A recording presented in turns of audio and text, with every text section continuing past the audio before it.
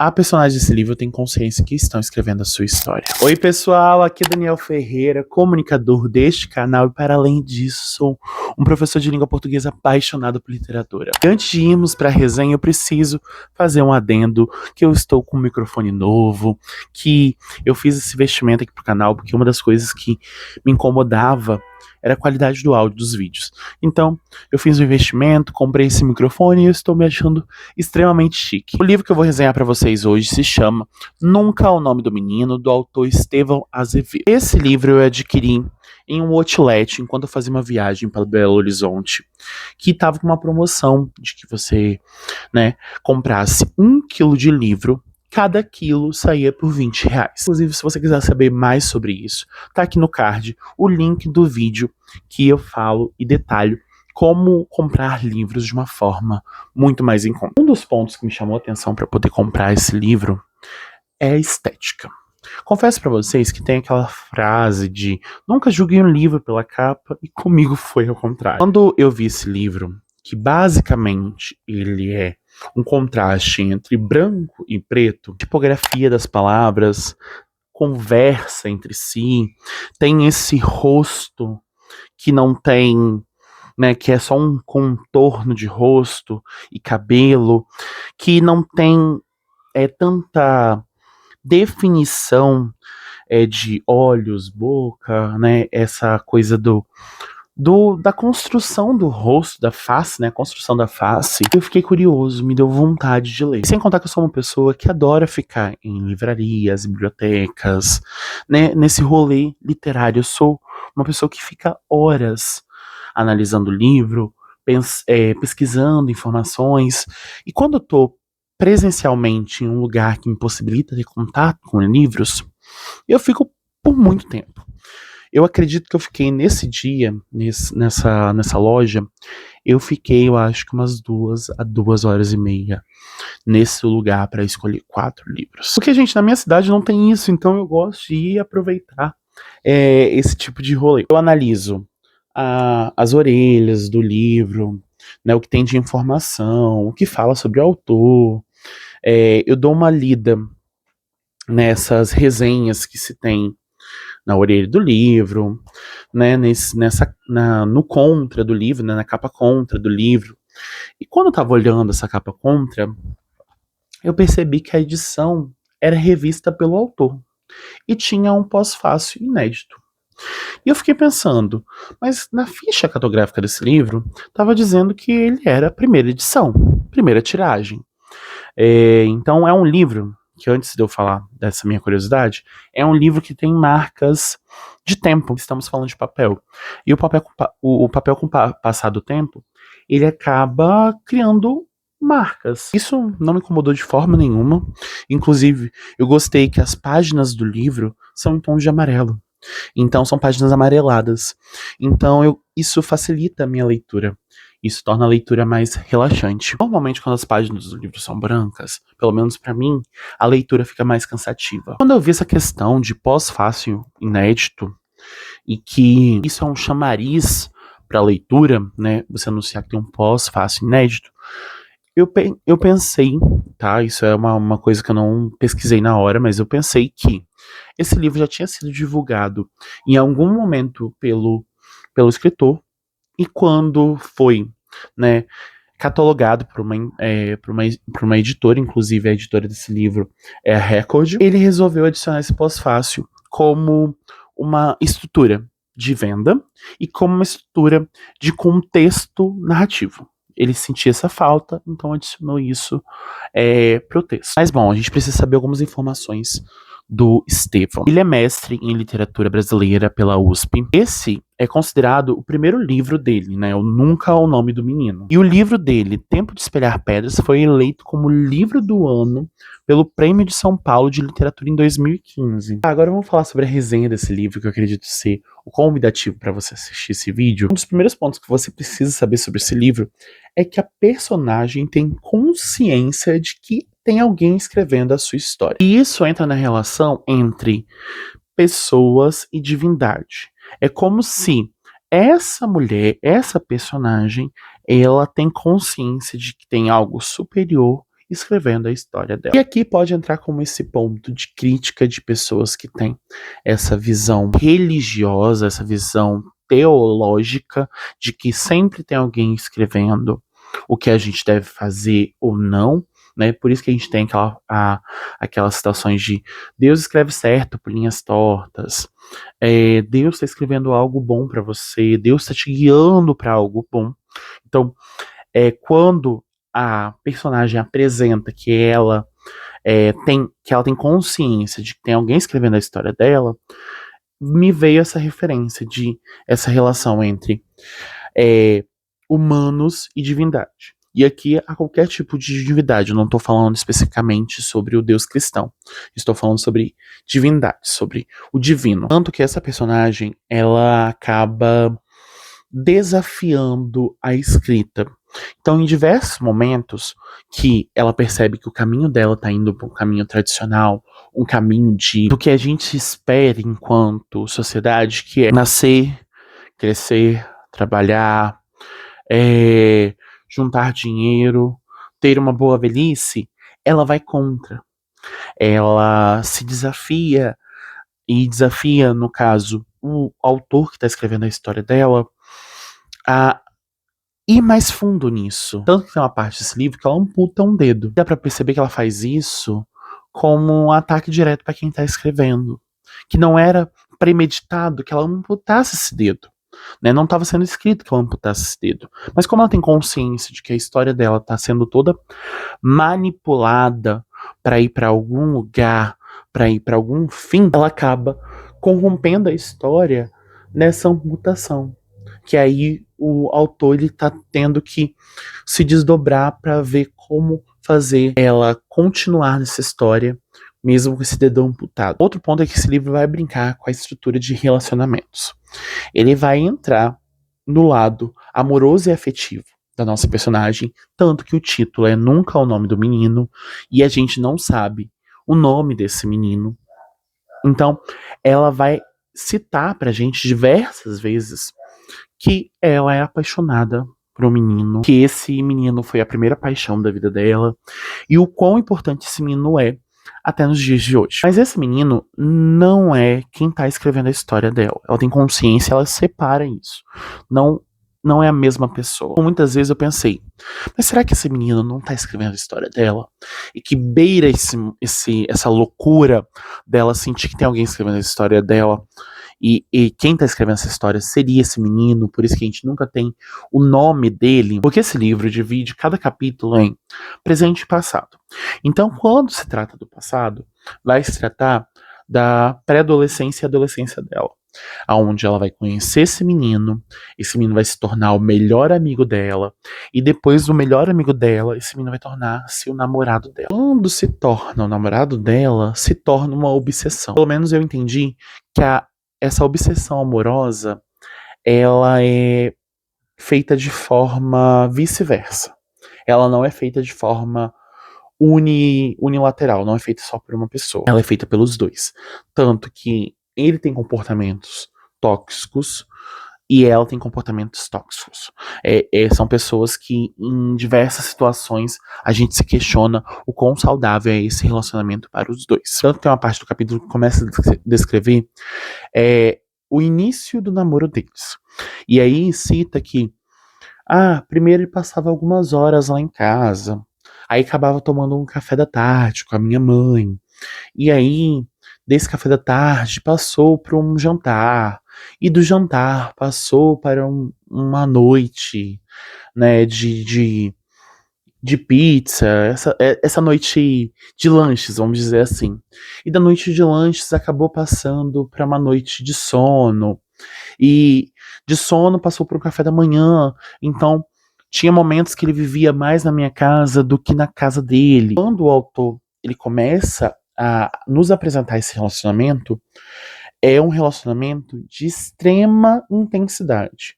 E é proposital quando eu falo de extrema intensidade. Tanto que esses personagens não conseguem viver de forma neutra. Eles não conseguem alcançar uma linha reta de emoções. Eles estão sempre ou se amando muito ou se odiando muito. E quando eu utilizo muito, é realmente para dar esse sentimento de sufocado, de angustiado. Porque diversas vezes, quando eu tava lendo, eu me sentia sufocado. Por conta que esse relacionamento dos dois não conseguia suprir um ao outro. Eles sempre precisavam de mais, de mais, de mais, de mais, de mais. Então ela cobrava muito desse menino e esse menino cobrava muito dela. É, era uma relação mútua, mas de forma tóxica. Um dos pontos importantes quando a gente fala do passado dessa personagem é que ela teve uma mãe ausente, mas não ausente no sentido físico. A mãe dela nunca foi ausente no sentido físico. A mãe dela era ausente enquanto relacionamento, enquanto família. E isso é um tom de crítica, porque a gente sempre coloca a figura paterna como essa figura afastada, que não tá nem aí pros filhos, que compra cigarro e vai embora.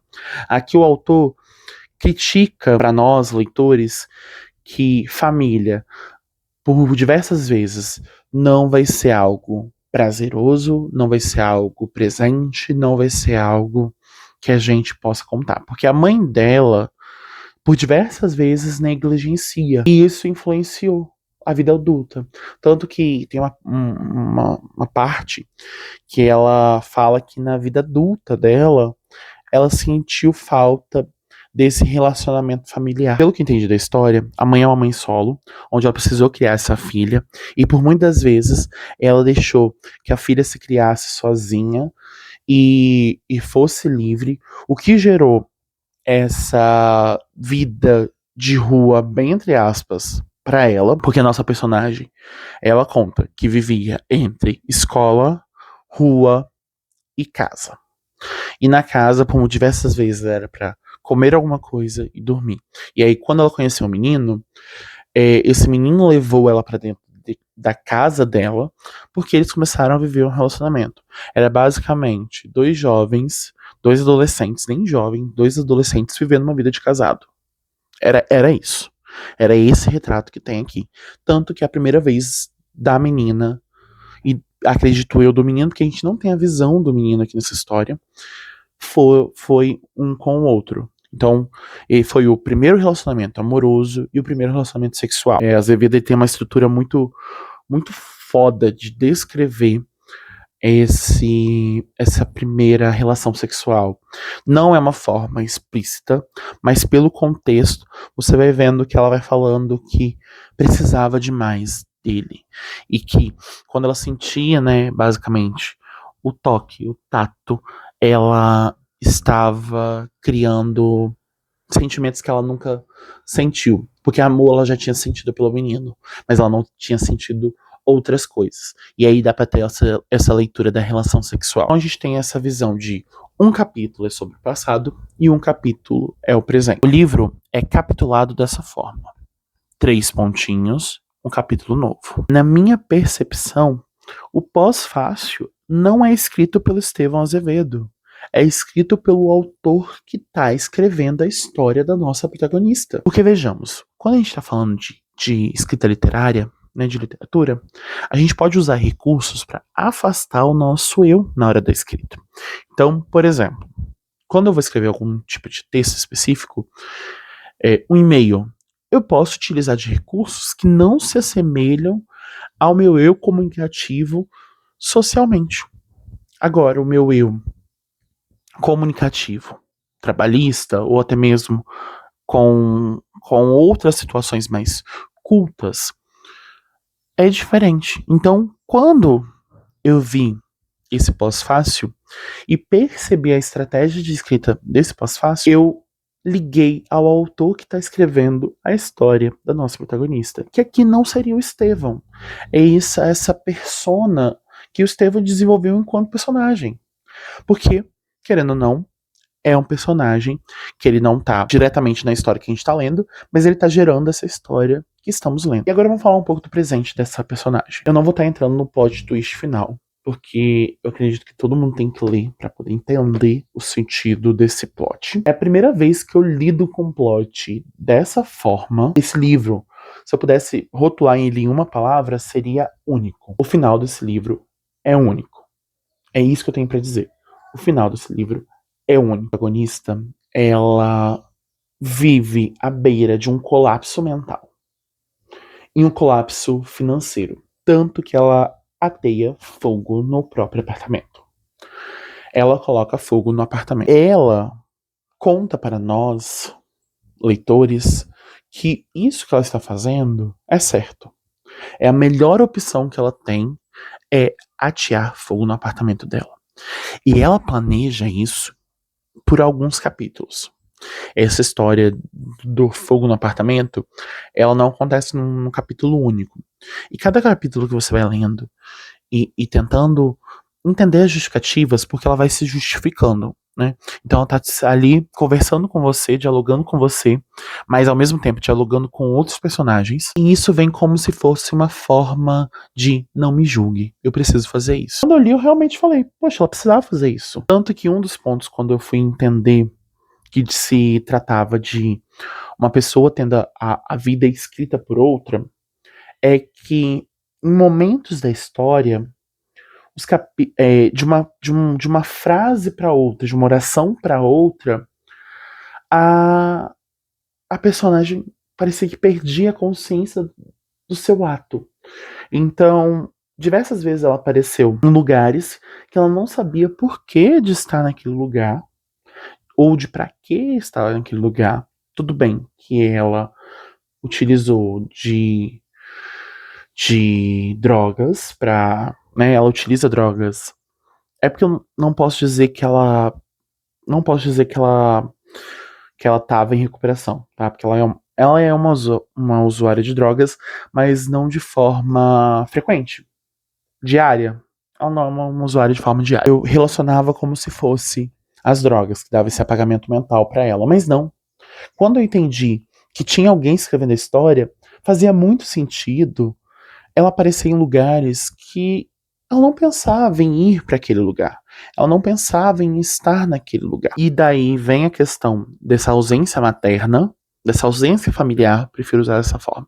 Essa ausência familiar que reflete na vida adulta e ela amputa um dedo, ela vive relações sexuais com homens diversos para suprir essa necessidade de ter um relacionamento com alguém, essa necessidade amorosa, e é muito grotesco perceber que essa casualidade para ela não vai pro ponto de satisfazer o prazer dela, vai para satisfazer a ausência que aquele menino deixou, a ausência afetiva, porque tudo bem, gente, prazer é prazer e vamos viver. Mas quando você tem pra esse personagem essa troca, né, essa inserção da casualidade enquanto suprir um amor, um lado que tá perdido, como ela fala, que tá perdido por anos,